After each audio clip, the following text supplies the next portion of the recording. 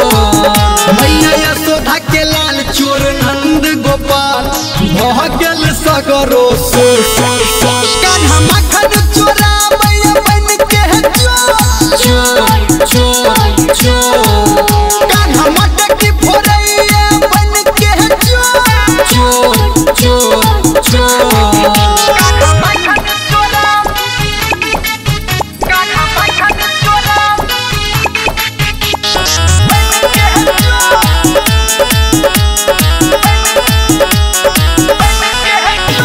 नाम ललके बड़का घराना में नाम बदनाम माखन चोरी और बहाना में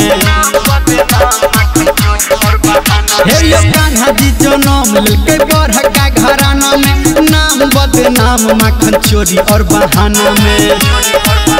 होके कान्हा चोरी करे सीना चोरी माफी मांग मांग लागे सबके गोर गोर गोर कान्हा मखन चोरा मैया बन के चोर चोर चोर कान्हा मटकी फोड़ैया बन के चोर चोर चोर चोर कान्हा मखन चोरा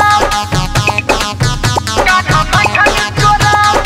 मां गायत्री रिकॉर्डिंग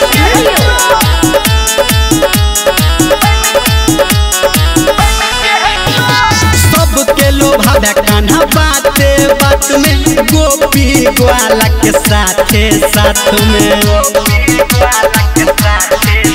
हे ये सबके लोभावे कान्हा बाते बात में गोपी ग्वाला के साथे साथ में मैया यशोदा जी संग राधा ये करे संग लोग मारता न साँझ भोर भोर भोर कान्हा मखन चोरा मैया बन के चोर चोर चोर कान्हा मटकी फोड़ैया बन के चोर चोर